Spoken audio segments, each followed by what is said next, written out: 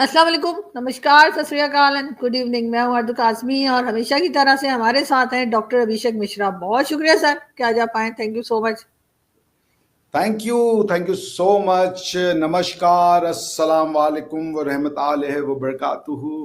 कैसी हैं आप? सत श्री अकाल, ग्रीटिंग्स, गुड इवनिंग।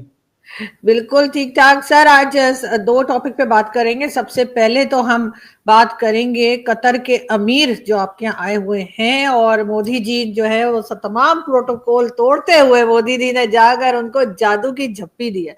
तो जाहिर है सर, जिनके नाम में ही अमीर लगा होगा, जिन्हें बोला ही अमीर जा रहा होगा, तो आप सोचिए वो कितने अमीर होंगे। और हमारे लिए तो खैर बहुत ही ज्यादा होंगे। मोदी जी ने जाकर अगर झप्पी डाली है तो सोचिए अगर वो पाकिस्तान आ गए तो हम क्या करेंगे। हम तो मेरे ख्याल में गोदों में लेकर घूमा करेंगे कि ये हाल हो जाएगा हमारा। तो मुझे बताएंगे ये विजिट कितना इंपॉर्टेंट लग रहा है आपको। ट्रेड पे भी बात होगी और कई दूसरी चीजों के ऊपर भारत के साथ वो बात करेंगे। देखिए, पहली बात तो कतर के अमीर आए तो पता नहीं क्यों इंडियन सब कॉन्टिनेंट के गरीब परेशान है। अब इसका भी क्या ही हम जवाब दें। देखिए क्या तो झप्पी लगा रहे हैं मोदी जी।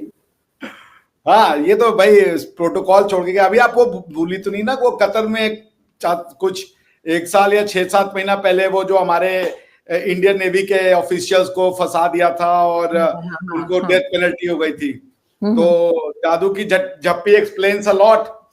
समझ हम्म रहे हैं ना कि वो कैसे फिर छूटे। तो वो प्रधानमंत्री मोदी की ही जो कूटनीति है, उनका जो विशाल व्यक्तित्व है, उनका जो विजन है। प्रधानमंत्री मोदी को अब किसी भी तरीके से सिर्फ भारत का प्रधानमंत्री कहना उचित नहीं रह गया है। वो ग्लोबल लीडर हो चुके हैं, वो ग्लोबल लीडर के रूप में स्थापित हो चुके हैं। उनकी मांग है ग्लोबल लीडर के रूप में। पूरी जो एशियन कॉन्टिनेंट में चाइना को छोड़ करके कोई और मुझे नहीं लगता कि किसी भी तरीके के रेस में, और चाइना की लीडरशिप किसी को एक्सेप्टेड भी नहीं है। तो इसलिए मुझे लगता है ना कि प्रधानमंत्री मोदी का जो एक ऑरा है, ये क्रेडिट उसको जाता है। देखिए, डिप्लोमेसी हमारी पहले भी रही होगी, और मैं इंडियन डिप्लोमेसी एक इंडियन हिस्ट्री के साथ जाती है, तो उन सारे डिप्लोमेट्स ने बहुत ही इफेक्टिव काम किया है। बट प्रधानमंत्री मोदी का जो ऑरा है, जो जिस तरीके से वो अमीर को लेने पहुंचे और उसके बाद उन्होंने उनको झप्पी दी, और दोनों तरफ से वही गर्मजोशी थी। वो जितनी बार उन्होंने पीठ पे यूं यूं किया, उधर से जो अल तमीम साहब हैं, अमीर साहब हैं, उन्होंने भी वैसा ही रेसिप्रोकेट किया। देखिए, there is a churning. Middle East में बहुत कुछ हो रहा है अभी। मिडिल ईस्ट एक सेंट्रल रोल प्ले करने वाला है। आपको पता है, हमारा शायद नेक्स्ट सेगमेंट उसी पे होगा, जिसमें कि यूक्रेन कॉन्फ्लिक्ट में जो वहां के लोग जाएंगे, रशिया के। इसको इस तरीके से देखिए कि मोहम्मद बिन सलमान साहब ने भी एक बहुत बढ़िया, जिसे कह लीजिए, रोल प्ले किया है एक प्रोग्रेसिव और विजनरी लीडर का। वो चाहते हैं कि ये जो इंडियन सब एशियन रीजन है, एशियन कॉन्टिनेंट है, वो अब सिर्फ वॉर्स, कॉन्फ्लिक्ट और इसके लिए न जाना जाए, बल्कि डेवलपमेंट, पीस, इकोनॉमिक अचीवमेंट, इसके लिए जाना जाए। तो ये मेरे ख्याल से उनकी जो उनका जो विजन है कि हम अरेबिया में रेनेसांस लाएंगे, उसके ऊपर वो चल रहे हैं, और फिर कतर भी उस पर रेसिप्रोकेट कर रहा है। तो it's a very healthy discussion और हेल्दी एक्सचेंज। प्रधानमंत्री मोदी 2015 में भी कतर के अमीर भारत में आए थे, और 2016 में प्रधानमंत्री भी वहां गए थे। तो ये कोई ऐसा आउट ऑफ द ब्लू नहीं है, ये मीटिंग्स होती रहती हैं। तो इसलिए आप ये भी समझ लीजिए कि 27% कतर में जो है ना, वो इंडियंस रहते हैं, 27%। और जो एक फाइनेंशियल एस्पेक्ट है, उसको भी छोड़ा नहीं जा सकता, क्योंकि जो एक्सपेट्रिएट है इंडियंस, वो कतर से 4.14 बिलियन जो है वो इंडिया भेजते हैं। तो 4-4.5 बिलियन कतर से हमको आता है हर साल, which is a substantial amount in the form of remittance. तो इंडिया की जो एक्सपैट कम्युनिटी है, which is 27% of the total population, उसका कंट्रीब्यूशन भी नहीं भूला जा सकता। वो लोग वहां पे आईटी में हैं, उसके बाद उनके स्काई लाइन्स में, उसके बाद उनके इकोनॉमी के डिफरेंट एस्पेक्ट में वो बहुत इंपॉर्टेंट रोल प्ले करते हैं, और they are kind of a backbone to the Qatar's economic. ठीक है ना? तो आप it's a very win win situation for both of them. लेकिन एक चीज यहाँ पे जरूर डॉक्टर साहब मैं पूछना चाहूंगी कि मोदी जी की हमने देखा कि अमेरिका के जो प्रेसिडेंट है उनसे भी बहुत अच्छी दोस्ती रही है, और वहां पर भी जो उनका विजिट था उसको पाकिस्तान में वो लोग जो बहुत ज्यादा क्रिटिसाइज करते हैं भारत को, वो भी कह रहे हैं कि सक्सेसफुल विजिट था।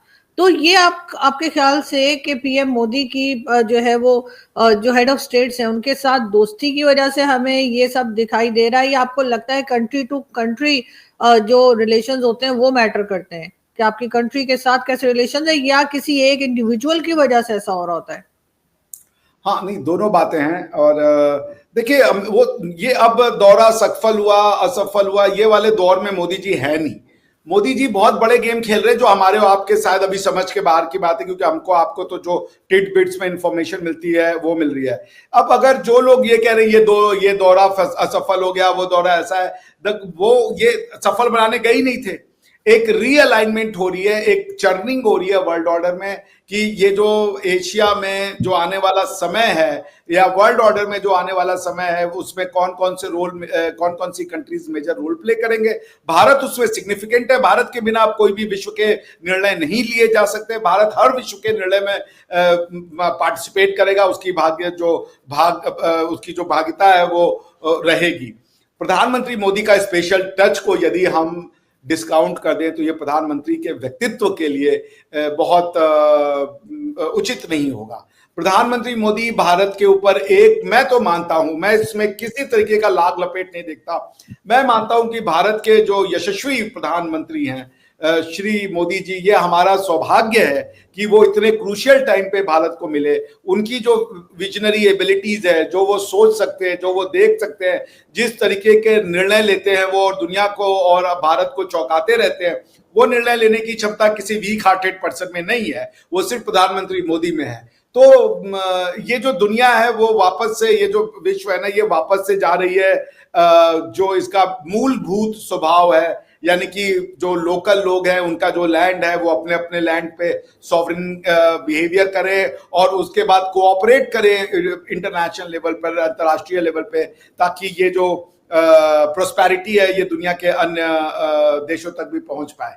तो मेरे ख्याल से ये अमेरिका का जो दौरा था ये सफल उसी समय हो गया जब डोनाल्ड ट्रंप ने ये डिसाइड किया, या प्रेसिडेंट डोनाल्ड ट्रंप साहब ने ये डिसाइड किया कि उनका सेकेंड जो गेस्ट होगा from abroad in America after his inaugural ceremony or swearing in ceremony as we call it, वो तो दौरा उसी दिन सफल हो गया। उसमें बचा ही क्या था? प्रधानमंत्री मोदी को बुलाना, भाई वो चाहते जर्मनी को बुलाते, कनाडा को बुलाते, वो यूरोपियन यूनियन के लीडर को बुलाते, वो पाकिस्तान को बुला लेते, वो किसी को भी बुला सकते थे, सऊदिया के प्रिंस को बुला लेते, किसी को भी बुला सकते थे।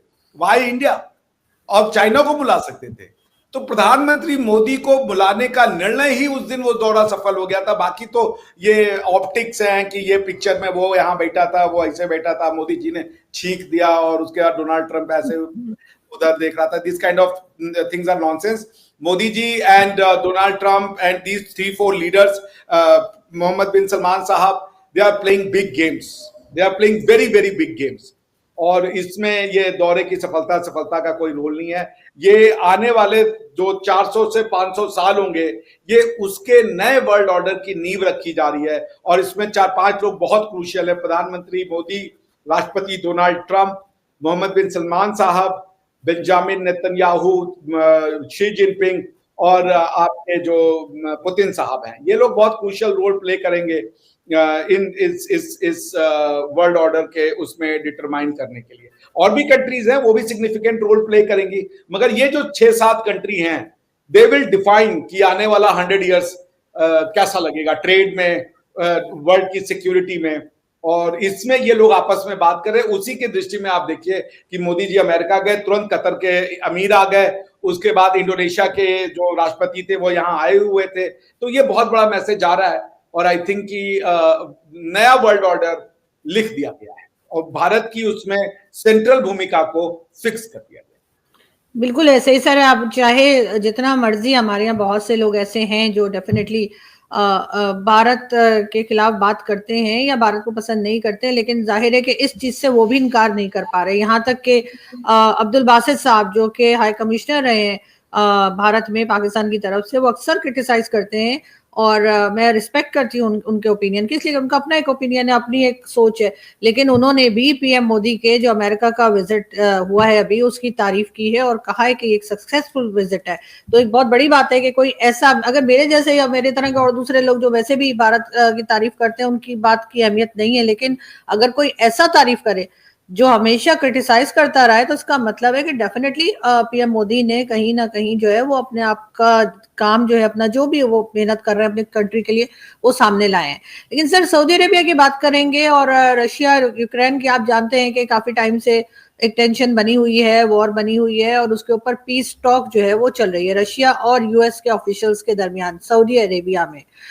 क्या देख रहे हैं आप, कुछ बेहतरी आने वाली है? क्योंकि कहा तो यही गया था डोनाल्ड ट्रंप के आने से पहले कि वो आते के साथ ही वो रुकवा देंगे, ये कर देंगे, वो कर देंगे। अब सऊदी अरेबिया में ये पीस टॉक चल रही है। तो ये तो बहुत बड़ी चीज हो गई ना कि रशियन और यूएस ऑफिशियल मीट जो है वहां पे मिल रहे हैं, क्या नाम है, सऊदी अरेबिया में। ये कोई छोटी चीज है? America is sitting with Russia and Russia is sitting with America, itself is a big achievement भाई। दोनों एक एंड दूसरे सर, को सऊदी अरेबिया का भी इसमें बहुत बड़ा रोल है कि सऊदी अरेबिया में हो रही है ये चूज किया गया। मैंने आपको कहा ना, वर्ल्ड की नई ऑर्डर लिख दी गई है, उसमें सऊदी अरेबिया का रोल है, उसमें कोई शक नहीं है। अरेबियन पेनिनसुला में सऊदी अरेबिया की जिम्मेदारी है कि वो इस पूरे उसको लीडरशिप प्रोवाइड करे जो अरेबियन पेनिनसुला है। इन पर्टिकुलर भारत को एशिया की जिम्मेदारी मिलेगी और वर्ल्ड के दूसरे हिस्सों की। अब चाइना किस करवट बैठता है, ये एक देखने वाली बात है। खैर, हैविंग सेड दैट, ये देखिए जो यूएस के जो secretary of the state Marco Rubio हैं, वो जो है फैसल बिन अल सऊदी के साथ जो है मिलकर के उन्होंने मीटिंग की है। माइक वॉट्स भी थे उसमें, और उसमें उसके बाद रशियन प्रेसिडेंट व्लादिमीर पुतिन के जो फॉरेन पॉलिसी है, ये हमेशा यहाँ आते रहते हैं। यूरी उशकाव जी है, उशकाव उनको कहते हैं। उसके बाद आपको बहुत सी इस तरीके के जो लीडर है वो वहां पे पहुंचे हुए। ये टॉक बहुत सिग्निफिकेंट होगी, क्योंकि देखिए ये जो पूरा का पूरा यूक्रेन कॉन्फ्लिक्ट है, ये यूक्रेन कॉन्फ्लिक्ट नहीं था, ये बेसिकली रशिया नेटो कॉन्फ्लिक्ट था। आप देख लेना, डोनाल्ड ट्रंप ने आते ही नेटो का फंडिंग बंद किया, चाबी मार दी, यूक्रेन ने हाथ खड़े कर दिए। जब तक पैसे आ रहा था यूक्रेन लड़ भी रहते, और जाते जाते बाइडेन ने एक हमला भी करवा दिया था रशिया के मिलिट्री डिपो पे, जिसके बाद कहा जाने लगा कि वर्ल्ड वॉर होगा। लेकिन राष्ट्रपति ट्रंप एक सुलझे हुए इंसान है, उसके साथ इलॉन मस्क भी एक सुलझे हुए इंसान है। हालांकि इलॉन मस्क अपनी फ्लैम्बॉयंसी के लिए पाए जाते हैं, बट हर किसी की पर्सनालिटी में अपना अपना फ्लेवर होता है। तो इलॉन मस्क और डोनाल्ड ट्रंप ने अपने ट्विटर पे, एक्स पे शेयर किया था एक वीडियो, जिसमें इलॉन मस्क ने यह बताया था, इलॉन मस्क ने एक प्रोफेसर को शेयर किया था कि ये जो यूक्रेन में रशिया ने एंट्री की है या अटैक किया है, इसकी सारी जिम्मेदारी वेस्ट की है। क्योंकि जब रशिया ने ईस्ट जर्मनी को खाली किया था वेस्ट के कहने पे, ताकि जर्मनी का यूनिफिकेशन हो सके, उसके बाद उनको प्रॉमिस किया गया था कि नेटो जो है वो ईस्ट वार्ड यूरोप में नहीं जाएगा। लेकिन इस प्रॉमिस को तोड़ा गया। दे रिनेक्ट द प्रॉमिस और दे simply went eastwards towards Russia, और ये सब जाने लगे। यूक्रेन ने कहने लगा कि हम नेटो के मेंबर बनेंगे। तो ये गलती तो उनकी थी, और acknowledgement of your mistake is a very very big step. फिर उसके बाद पुतिन साहब ने भी फिर बयान दिया कि ठीक है, we are ready to talk. आज पुतिन साहब ने कहा कि अगर जरूरत पड़ी तो हम जेलेंस्की साहब से बात करने को भी तैयार है। तो देखिए, वॉर तो कोई नतीजा नहीं है। रशिया को खाली गाली देने से भी काम नहीं चलेगा, क्योंकि रशिया ने ऐसा किया क्यों, आपको रशियन जो सेंसिटिविटीज है, उनके जो एप्रीहेंशंस है, उसको भी समझना पड़ेगा। बिकॉज कि ये कोई एक दो दिन का डर नहीं होता। आप किसी भी रशियन से पूछिए तो वो आपको ले जाता है, नेपोलियन क्यों आया था हमारे यहाँ, नेपोलियन ने आधा रशिया मार के खाली कर दिया था। फिर वो पूछते हैं कि जब हमने हिटलर के साथ पीस वो साइन कर लिया ट्रीटी, हिटलर भी रशिया में आ गया, उसने भी आधी से ज्यादा हमारी जनसंख्या साफ कर दी। वर्ल्ड वॉर 2 की सबसे ज्यादा कैजुअलिटी कहीं हुई थी तो वो रशिया में हुई थी। तो रशियन जेन्युइनली अप्रीहेंसिव हो। जैसे भारत पे जो अटैक हुए हैं, और ये जो आक्रांता थे जिन्होंने भारत में अटैक किया, भारत को इस्लाम के नाम पे तहस नहस किया, हमारी एक सेंसिटिविटीज हैं, हम उसको भूलने के लिए तैयार हैं। मगर सामने वाला जो है, जैसे कि ब्रिटेन के साथ भी हमारी सेंसिटिविटी, ब्रिटेन ने भी हमारी जो है वो कॉलोनियलिज्म के नाम पे हमको मारा पीटा ये किया, लेकिन आज हम और ब्रिटेन एक अच्छे टर्म पे है क्योंकि हमने पास्ट को भुला दिया। वो भी अपने पास्ट को ग्लोरीफाई नहीं करते, वो नहीं कहते कि हमने दुनिया पे राज किया था और हमको वापस से राज करना है और तुम तो हमारे पैरों के जूती के नीचे हो, हम तुमसे बेहतर है, ऐसा वो कुछ नहीं कहते। They have move forward and so did we. आज हम यूके के बेस्ट ट्रेडिंग पार्टनर है, उसी तरीके से दुनिया को अरेबिया है, दे हैव मूव फॉरवर्ड। उन्होंने कभी नहीं कहा कि भैया हमने मोहम्मद बिन कासिम को भेजा था और या तुर्की का उज्बेकिस्तान कह रहा है कि हमने बाबर को भेजा था या हमने ऐसा जीता था, कोई नहीं कह रहा है। Everyone has moved forward. What has happened in the history has happened in the history.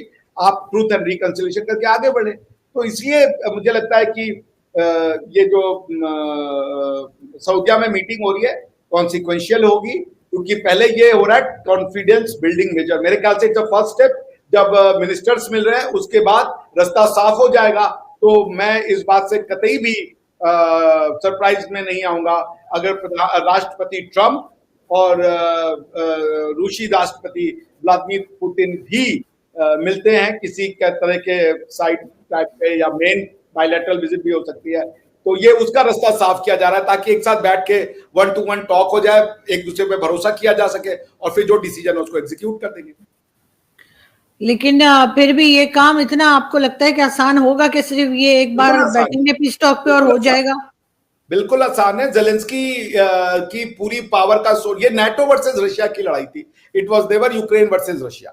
NATO पीछे हट गया, यूक्रेन खत्म हो गया, यूक्रेन ने हाथ खड़े कर दिए, ठीक है ना।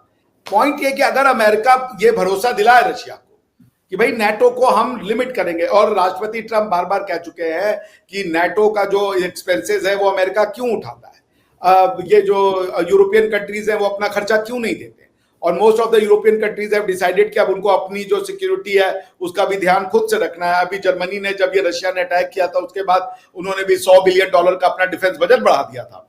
तो पॉइंट ये कि अगर नाटो की आवश्यकता नहीं है तो क्यों रखे हो भाई नाटो को। फिर नाटो रशिया के अगेंस्ट में, या तो नाटो अगर बनाना है तो रशिया को पार्ट बनाइए, क्योंकि भाई नॉर्थ अटलांटिक में तो रशिया भी आता है। रशियंस आर यूरोपियन भाई। आप रशियंस को यूरोपियन नहीं मान रहे हो, आप उसको खाली वेस्टर्न यूरोपियन कंट्रीज का अलायंस बना रहे हो विद कनाडा और अमेरिका। This is unacceptable. तो ये तो एक डिस्कॉर्ड, डिसबिलीफ या समझ लीजिए डाउट्स जो है वो क्रिएट करेगा एक दूसरे के प्रति। There will be no confidence between the parties. तो नाटो को अगर आप टाइट कर दीजिएगा, और अमेरिका ने ये दे दिया ना, उन्होंने नाटो को टाइट किया, राष्ट्रपति ट्रंप ने उनकी तारीफ करी, राष्ट्रपति ट्रंप कह रहे हैं कि हम मिलने जा रहे हैं, उन्होंने भेज भी दिया अपने सारे के सारे। मार्को रूबियो आए भाई, नंबर 2 मार्को रूबियो। जब राष्ट्रपति ट्रंप का स्वेरिंग इन सेरेमनी खत्म हुआ, मार्को रूबियो ने ही एस जयशंकर साहब से मुलाकात की थी। तो ये कुछ कह रहा है, तो मेरे ख्याल से बहुत ईजी होगा, इतना टफ नहीं होगा। It's only a matter of trust and confidence among each other.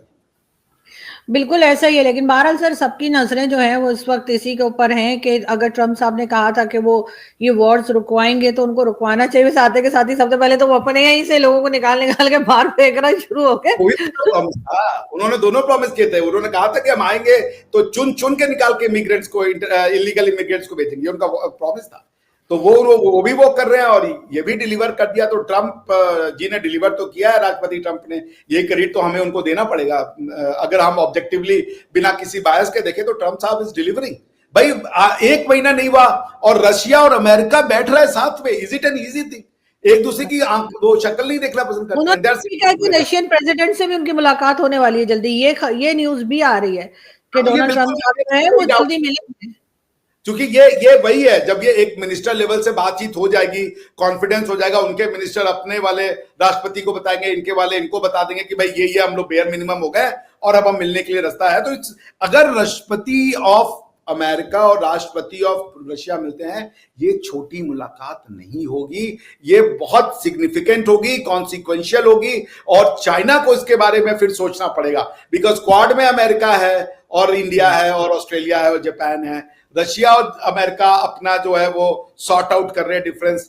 China को सोचना पड़ेगा कि वो कहां जाके बैठेंगे। Chinese will be watching it. आप ये रशिया अमेरिका को छोड़ दीजिए, इसमें सबसे बड़ा सरदर्द है चाइना का, क्योंकि उनको समझ में नहीं आ रहा होगा कि ये हो क्या रहा है। बिकॉज वो तो थ्राइव करते थे कि रशिया में जो वेस्ट की हेट्रेड होती है, अमेरिका की जो हेट्रेड होती है, उससे रशिया उनके कब्जे में रहता था।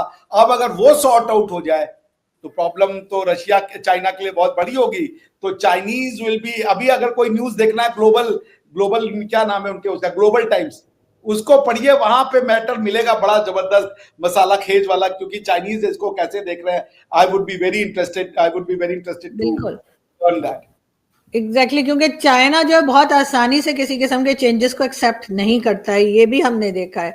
तो बहरहाल हम उसके ऊपर भी नजर रखेंगे। और डेमोक्रेसी नहीं है, वन पार्टी रूल है, हाँ एक ही थॉट प्रोसेस है। डेमोक्रेसी में हाँ क्या होता है, 10-15 आइडियाज होते हैं, तो आदमी हर आइडिया से वो रहता है कि हाँ भाई चलो ये स्विच कर लिया, ये स्विच कर लिया। और डेमोक्रेसी की सबसे खास बात क्या होती है, ये नेता ही पार्टी बदलते रहते हैं, कभी इसके साथ सरकार बना रहे हैं, तो फ्लेक्सिबल होते हैं हाँ ये लोग। ये हाँ डेमोक्रेसी में बिल्कुल ट्रेन कर दिया जाता है, उनको वो आदत नहीं है, उनको ये कि जो कह दिया सो कह दिया वही करना है। तो ये उनके लिए टफ होगा। बिल्कुल सही कहा आपने कि इतनी जल्दी वो डिसीजन नहीं बदल, उनके लिए टफ टाइम होगा। बिल्कुल ऐसा ही है। और इस खैर इन न्यूज के ऊपर तो हमारी डेफिनेटली नजर रहेगी, और हम आपसे बिल्कुल रिक्वेस्ट भी करते रहेंगे कि हम इस पे बात करें, क्योंकि रशिया और ये कंट्रीज खास तौर पे, क्योंकि आप वहां रह भी चुके हैं, तो इस वजह से मुझे लगता है कि आपको उसके बारे में ज्यादा जानकारी या ज्यादा इंफॉर्मेशन आपके पास होती है। Thank you so much sir कि आपने आज ज्वाइन किया, बहुत शुक्रिया। Thank you.